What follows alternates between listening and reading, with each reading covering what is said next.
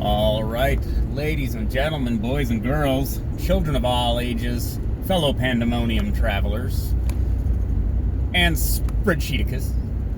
I'm trying to be inclusive.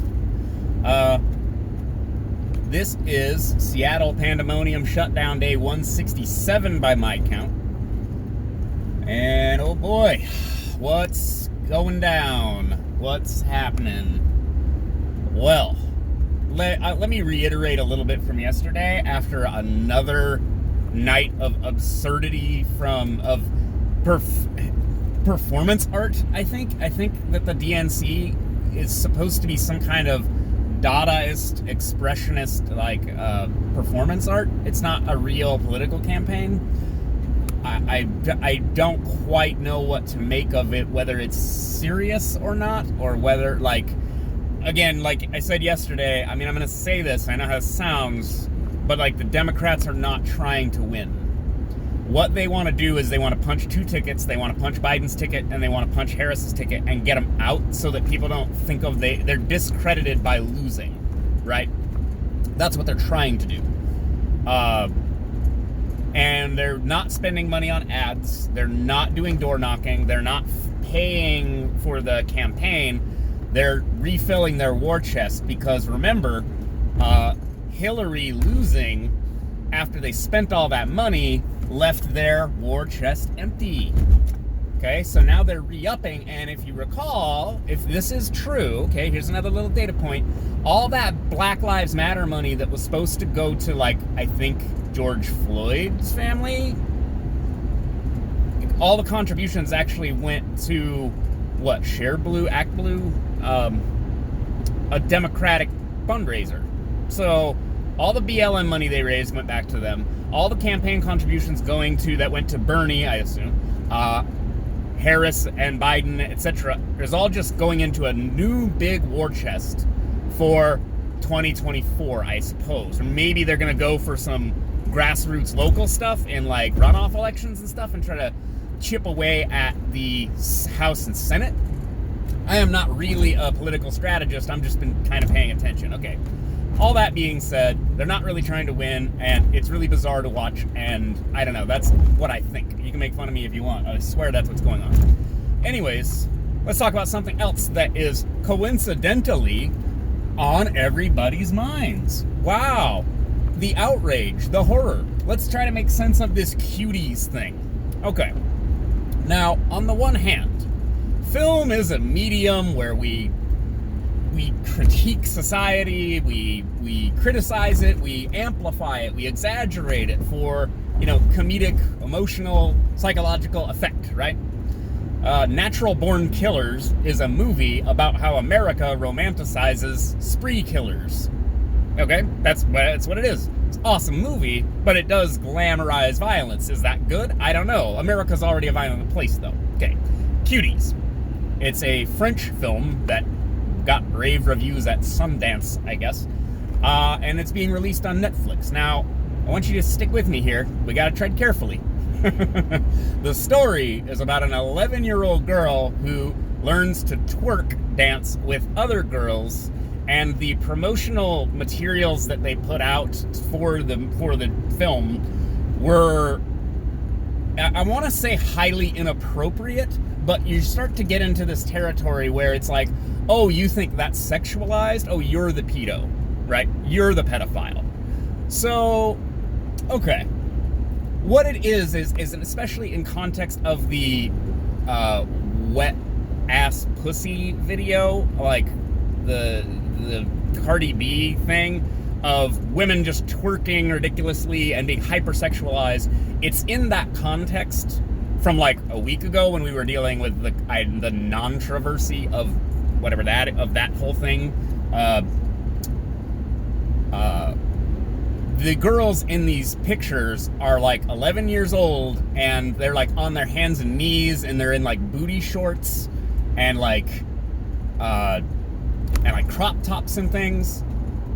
I'll try to include the link if you want to see it, and the trailer doesn't do a much better job of trying to frame it as not basically pedo porn. I mean, it's it's just right there. Like, I don't want to be a pearl clutcher, right? I want to have the mental flexibility to say, hey, maybe the film has reasonable commentary or, you know, worthwhile commentary on young women growing up, and maybe the sexualization, they're saying the sexualization is part of the story. And it's like a young Muslim girl, and she's doing it to defy her traditional parents. So you're like, okay, that doesn't necessarily mean it's empowering. And this was the joke I shared with somebody else. It's kind of got people are outraged about this because it looks like Netflix is promoting pedophilic imagery, and I mean, they are. But there's a couple of things to keep in mind here. So the joke was, people want, Europeans and Americans want Muslims to westernize, and then they do this, right? They have the young girl abandon her Muslim family, or rebel against her Muslim family and dance half naked with other half naked children. And then we're like, no, don't westernize like that. Like, we already made this. Like, we made Toddlers and Tiaras. Like, we made the JonBenet Ramsey thing. Like, we made this a thing. It was always haunted. I mean, it was always kind of creepy. You're like, this is what? Like, you have like the dance moms thing where sometimes they have like these like 10, 11, 12-year-old girls basically in lingerie, and I mean lingerie, like garter belts and stockings, dancing. And I mean, sure, they're great dancers, but what is going on? Like, what is going on here? Like, what am I seeing, right? So this is the same. This ties back to what I said about the DNC. Now, I'm not trying to call the DNC pedophiles, although there's the allegations against Slick Willie. But it's, what am I seeing? Why does it look this way? And why am I still assuming incompetence? I'm applying Hanlon's razor and I'm being like, oh, they're just incompetent. No, I don't think so. I think Netflix knew exactly what it was doing by releasing the sort of provocative images, sexualizing young women. They create controversy. Controversy sells. Everybody's talking about it. Then they release some little like clips and corrections to reframe what the film actually is about. And now you have people like me going, oh, well, maybe it's not just what it looks like. Maybe it is more involved. Maybe it does have something worthwhile to say. Maybe I'll watch it. So you get pulled in by the controversy, right? And then they set up a reframe. And then the reframe allows people who wanted to watch it in the first place, I guess, gives them permission to watch it for the sort of illicit reasons everybody thinks that the movie was made for. So it will attract those people. But it also allegedly has some kind of social commentary, and the social commentary is what legitimizes the rest of the feature. And I mean, the net effect is it balances out some of the what you would call like the ickiness of, like, I mean, when I saw the promotional images, it was just kind of like, wow, guys. I mean, this very much looks like a film. I mean, it looks like you're trying to appeal to pedophiles, but that's part of their strategy in marketing. Okay, so what is happening is your emotions are being manipulated by people who sit around trying to figure out how to make you do things. Okay, and this is similar with politics, although politics has direct state power involved, so there's a lot on the line. Having cultural influence and control is like a second branch of society. It's like a second branch of government. I mean, this is what media does. This is what I've been saying for a while now, if you've been listening to me. The media doesn't exist to, the news media doesn't exist to inform and educate you about what is occurring. It exists in order to create narratives that allow politicians and people to give themselves an excuse to do what they wanted to do anyway. I feel like I want to somehow fit that on a t-shirt. It is mass manipulation. It is intentional. It is orchestrated. Like, this is not a coincidence that we just came out of the white ass pussy controversy right into this, when the complaint from conservative circles is, look at the hypersexualization of young women, and this is bad. Now you have this on top of it. It is orchestrated to be this way. That I don't know by who, or if it's just people acting kind of in concert, or you go, oh man, look at what happened the other day. We can now spin the interest in that into this thing. And it's all about timing, right? They could have released this movie a month ago. They could have released it at Christmas time. I don't know. But they released it now, right in the midst of all of this other stuff.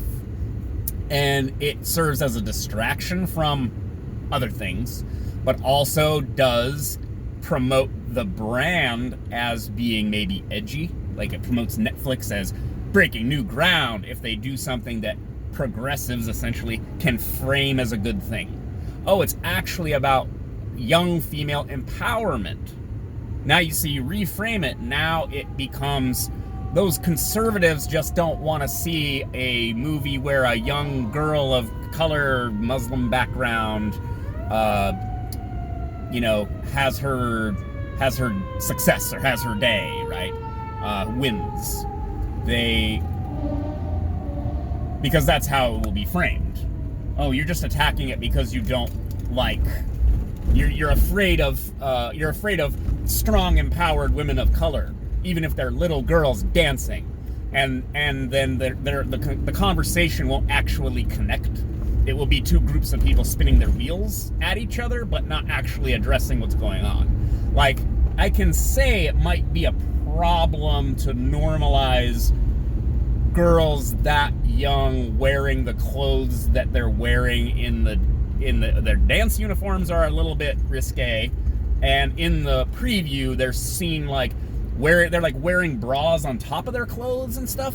And you put this in the same context as the show Big Mouth that's on Netflix, animated show about kids discovering sexuality, and like in the wrong, if you frame it a certain way, it becomes unacceptable because of what you're doing. Like, you couldn't make this show with live action people, but just because it's animated, that doesn't necessarily make it okay.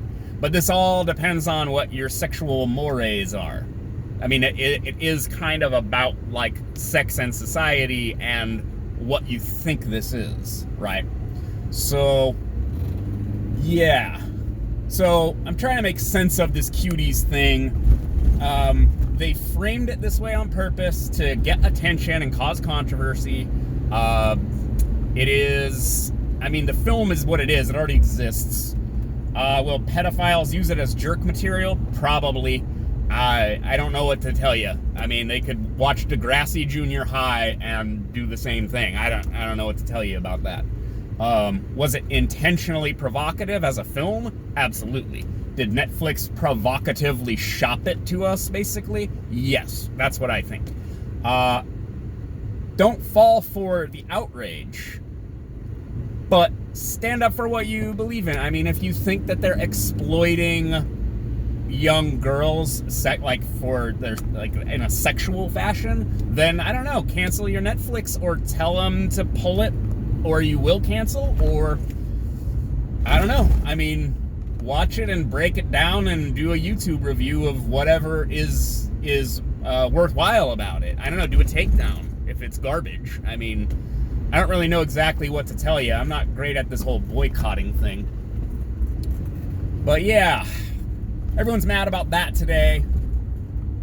I'm trying to just make sense of everything, and I'm tired of acting like things that keep seeming to happen intentionally are not happening intentionally.